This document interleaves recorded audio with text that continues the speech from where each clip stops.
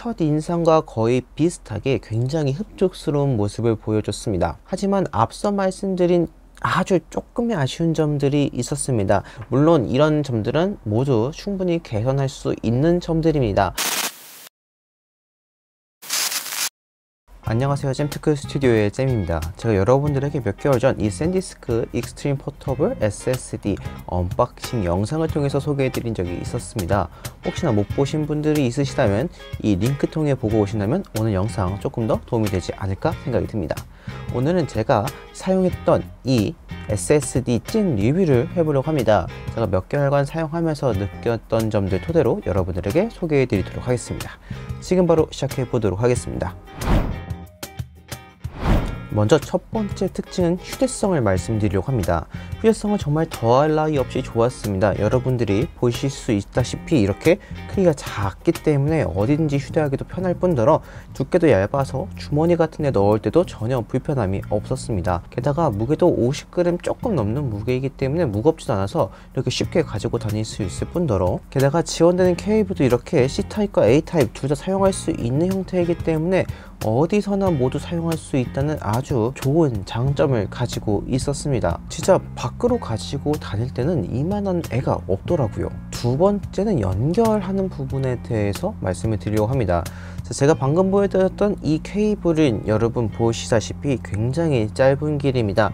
손 한 뼘 정도 되는 길이라서 제가 이게 좀 불편해서 가지고 있는 썬더볼트 3 지원하는 케이블을 사용하려고 했습니다. 그래서 C타입끼리 연결할 때는 전혀 문제가 없었고 이제 A타입으로 바꿔야 하기 때문에 이렇게 함께 동봉된 어댑터를 사용하려고 했습니다. 하지만 이상하게 연결이 되지 않더라고요. 왜 그런가 봤더니 케이블을 보시면 이렇게 끝에 홈이 들어가 있는 걸 확인할 수 있습니다.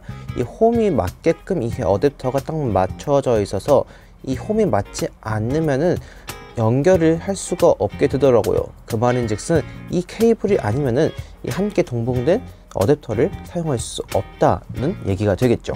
물론 이런 동봉된 어댑터 말고 다른 어댑터를 구매하셔서 사용할 수 있겠지만 굳이 그렇게까지 하고 싶지는 않아서 그냥 이렇게 짧은 케이블을 사용할 수밖에 없게 되었습니다. 자, 그리고 제가 사용하고 있는 맥북 같은 경우에는 썬더볼트 3를 지원하고 있기 때문에 속도적인 측면에서는 전혀 불편함이 없었습니다.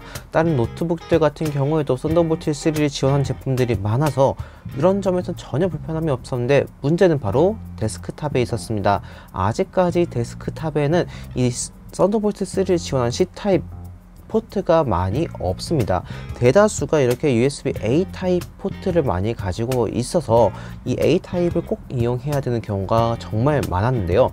그때마다 아쉬운 점은 썬더볼트 3를 지원한 이 C 타입을 사용했을 경우 속도가 너무 빨라서 자료를 옮기는데 전혀 불편함이 없었지만 꼭 데스크탑에 갈 때 이 A 타입을 사용할 때는 속도가 상대적으로 현저하게 떨어지기 때문에 굉장히 답답한 느낌을 받게 되더라고요. 이거는 제품의 문제라기보다는 현재 구형 메인보드에게는 C타입이 없어서 이 신형 메인보드로 빨리 교체가 된다면 해결될 문제이라서 그 점이 조금 아쉬운 점이라고 생각이 드네요. C타입이 지금보다 조금 더 대중화가 되었으면 아마 이런 점들은 없지 않았을까 그런 생각이 듭니다. 자, 세 번째는 안정성에 대해서 말씀을 드리려고 합니다. 아무리 SSD가 빨라도 안정성에서 떨어진다면 여러분 사용하시기가 불편하게 되겠죠. 일단 제가 이 안정성을 테스트하기 위해서 채택한 방법은 바로 이 SSD 내에서 영상 편집을 해보는 것이었습니다. 파이널 컷 프리미어 둘 다 한번 이 SSD 안에서 한번 작업해 봤습니다. 여기에 자료를 다 넣어 놓고 거기서 편집을 하면서 한번 해봤는데 아주 다행히도 한 번도 끊겼던 적은 없었습니다. 혹시나 중간에 끊길까봐 좀 조마조마하면서 했지만 그럴 걱정이 전혀 할 필요가 없었고요. 게다가 속도도 잘 나오기 때문에 실제 제가 가지고 있는 이 맥북에 내장 SSD를 사용하는 것처럼 아주 편하게 사용할 수 있었습니다. 그래도 혹시나 저 같은 행동을 하시면 안 됩니다. 정말 조마조마할 뿐더러 렌더링 할 때가 진짜 불편하더라고요. 이제 이동을 해야 되는데 렌더링을 걸어놔서 그냥 이동할 수 있었는데 이게 USB 달랑달랑 거린 채 이동해야 그런 상황이 생겨서 혹시나 저 같은 행동은 꼭 하지 않으시고 백업 자료만 잘 담아 두시면 좋을 것 같습니다. 이제 네 번째입니다. 네 번째 바로 속도가 될 텐데요. 자, 속도 같은 경우 자료가 없었을 경우는 제가 여러분들에게 언박싱 영상을 통해서 보여드렸다시피 1000보단 아래인 좀 950 정도 가까운 속도를 보여줬습니다. 초기 스펙과는 조금 차이가 있었지만 그래도 꽤 안정적으로 나오는 모습을 보여줬는데요. 진짜 오늘은 이 자료가 없는 상태가 아닌 자료가 있는 상태에서 어떤 속도를 보여주는지 한번 보여드리려고 합니다. 현재 이 SSD에는 약 400기가 정도 차이가 있습니다. 그래서 한 절반 정도 찼을 때 속도와 그리고 이 1TB에 가깝게 완전 가득 찼을 때 속도 차이가 어떻게 나는지 한번 테스트를 해 보려고 합니다. 자, 지금부터 한번 테스트를 해 보도록 하겠습니다. 지금 보시다시피 익스트림 SSD에는 한 400기가 정도 차이어 있는 상태가 되겠고요. 자, 타겟 SSD 같은 경우에는 자, 이렇게 익스트림 SSD로 되어 있는 상태입니다. 한번 테스트 진행해 보도록 할게요. 보시다시피 940 조금 넘는 속도를 보여주고 있네요. 조금씩 떨어지고 있긴 하지만 820으로 조금 떨어졌네요. 읽기 속도는 940에서 945 자, 이렇게 갔고요. 테스트를 해 봤을 때 다시 945 그리고 945. 자, 초기에 여러분들에게 보여드렸던 점들이 조금 나오고 있지만 조금씩 불안정한 느낌이 없지 않아 있습니다. 하지만 속도 자체가 뭐 현저하게 떨어지는 건 아니고요. 읽기 속도에서는 아주 안정적인 모습을 보여주고 있고 쓰기 속도에서는 조금의 편차가 발생하는 걸 확인할 수 있게 되겠습니다.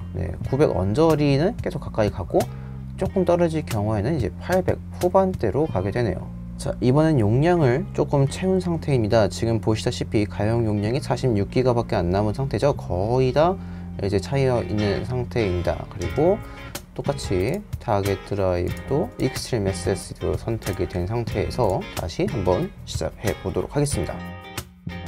자, 보시다시피 945 1차 940 정도 나왔고요.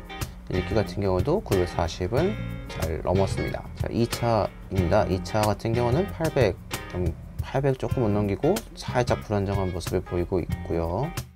읽기는 여전히 잘 나오고 있는 걸 확인할 수 있게 되겠네요. 자, 3차 다시 확인해 보니까 800에서 조금 떨어지고 있습니다. 살짝 떨어지네요. 자, 다시 읽기 같은 경우에는 잘 나와주는 걸 확인할 수 있네요. 한 번 더 해보겠습니다. 800 갔다가 다시 떨어질 건가? 안 떨어지네요.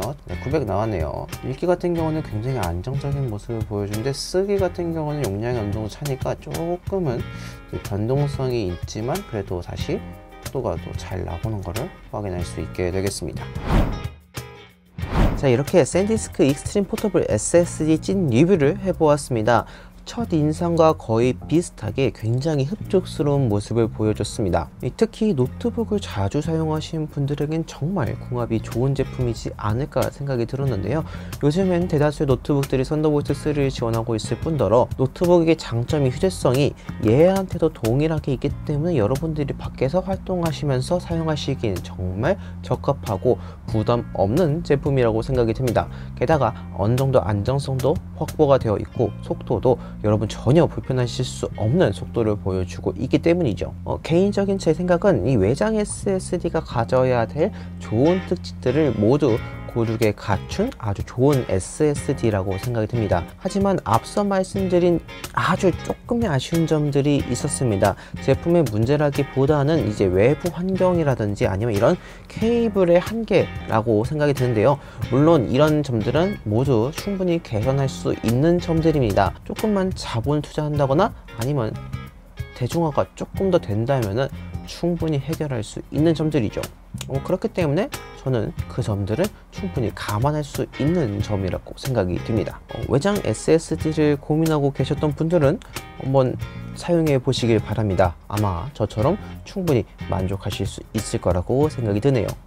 오늘은 여기까지입니다. 이 영상을 보시고 도움이 되셨다면 좋아요와 구독 버튼 눌러드리기 부탁드립니다. 감사합니다. 이상 잼이었습니다.